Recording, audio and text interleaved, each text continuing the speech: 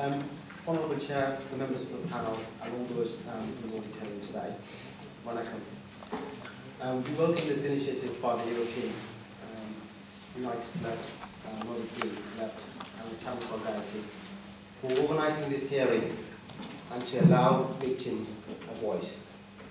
I'm speaking to you on behalf of the British Tamils Forum, an umbrella organisation that represents over 350,000 Tamil diaspora in the United Kingdom. We have gathered here today at the most influential power centres in Europe, the European Parliament. First of all, we should remember those people who were massacred in the war against the Tamils by the Sri Lankan state years ago. More than 40,000 innocent Tamil men, women and children were brutally murdered under the watch of the international community.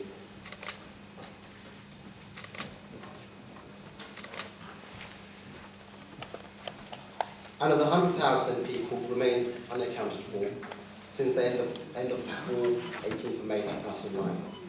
Sri Lankan regime claimed that there were zero civilian casualties. According to Kacheri, which is the local government office of Mullaitivu and Kilinochchi, the population in Bani in October 2008 was 429,059. According to UN OCHA update, as of 10 July 2009, the total number of people who came to the Bani to government-controlled area after this is estimated to be 282,380. However, the number of people who came to these areas during this time indicate that 146,679 people are unaccounted for. In a statement given to LLRC by the Bishop of Mannar, Reverend Father Ryan Pilgor Joseph, Reverend Victor Sosai, and Reverend Xavier Cruz, the numbers have been verified and confirmed by the British TV channel, its own investigators who have exposed the extrajudicial killing of prisoners of war by the Sri Lankan military. Now, the UN officials have analysed this footage and have been concluded to be genuine. The unaccounted Tamil civilians and the statement before mentioned should itself warrant an immediate, independent international investigation to establish and ascertain the true extent of genocide. It should be noted here that in February 2009, the military spokesman, Brigadier Uday Nayanekawa, announced at the first brief that there were only 70,000 people in war zone, when in fact the government had known the number to be nearly 430,000. The deliberate understatement of numbers by the Sri Lankan government, acknowledged in report, had two primary motives. Firstly, to intentionally deny the Tamil civilians humanitarian aid. Consequently, people died in starvation without aid and medicine. Secondly, to conceal the genocide of Tamil people post-war. The Sri Lankan government, having banned independent international media and NGOs from the war zone during the military onslaught, still continue to restrict independent humanitarian aid, human rights and media agencies from reaching the Tamil people, in the anticipation that it could bury the truth forever. Although we believe the truth will prevail eventually, it did not come in time to save 146,679 presumed dead. Instead, Sri Lankan state is sending perpetrators of human rights and war crime to world stages to justify their crime against humanity. It believed that approximately 12,000 people were detained on alleged association with the Liberation Cyclist Tamil Eelam, and to date the government of Sri Lanka have not released these names. It is an international norm to give details of detainees to Red Cross and give access. But in the case of Sri Lanka, no such details were given. Even the government of Sri Lanka claims it has released 4,500 of these detainees. No names were released, making it impossible to verify such claims. The UN panel experts have reported that there is credible evidence to instigate an inquiry into war crime and crime against humanity committed in conduct of war in Sri Lanka.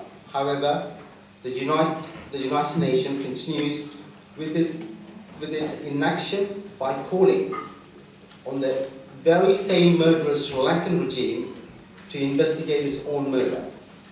Comparing this with Libya, this is a classic example of diplomatic duplicity by the international community. The Tamil people have no faith in Sri Lankan judiciary or any other Sri Lankan state-appointed mechanism to conduct an independent investigation to bring the war criminal to account. Over 60 years, all internal mechanisms and remedies were exhausted, and nothing resulted in finding any justice. From 1948, Tamils were in receiving end of many pogroms, riots, and massacres. We demand an international independent investigation into crimes committed against our people. The inaction of the international community played a major role in the massacre of Tamils. Now is watching the aftermath and path the singular government has chosen.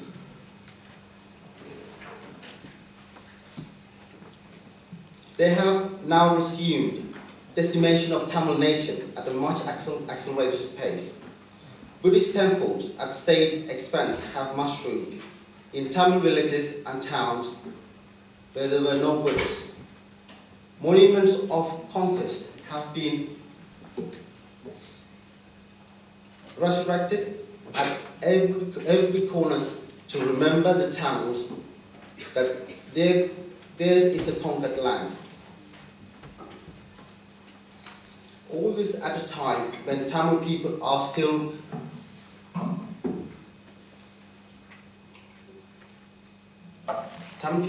languishing under the trees and tarpaulin with nowhere else to find shelter. The ongoing persecution of Tamil people in their homeland, starvation and malnutrition are strife. Murder, rape, abduction, and enforced disappearance are rampant in the hands of single armed forces and paramilitary groups. No Tamil person will and iota to trust the Sri Lankan regime to deliver justice. Tamils are the rightful owners of their land, and properties will not stay subjugated. For sustainable peace and coexistence in the island to achieve, the Tamils and the singular people need to recognize each other's nationhood. We will continue our struggle until there is true peace in the island, a peace based on mutual respect of each other's freedom, independence and nationhood. The political climate in which singular triumphalism blinds humanity, there is no chance that a singular dominated Sri Lankan regime will conduct independent, impartial war crime inquiry and risk being thrown out of the office by the Sinhalese people. We wish to convey a clear message to the Sri Lankan state and the international community. We therefore demand that an independent international investigation is conducted, supported by comprehensive witness protection afforded to the Tamil community by a UN task force. Thank you.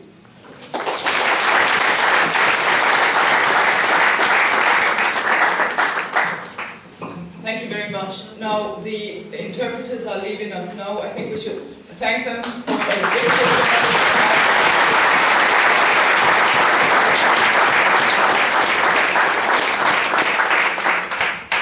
But this means we will go on without translation. So I think the main language that will be spoken by Paul Murphy anyway is English. You'll get the floor for 10 minutes. Unfortunately, the panel is not very good.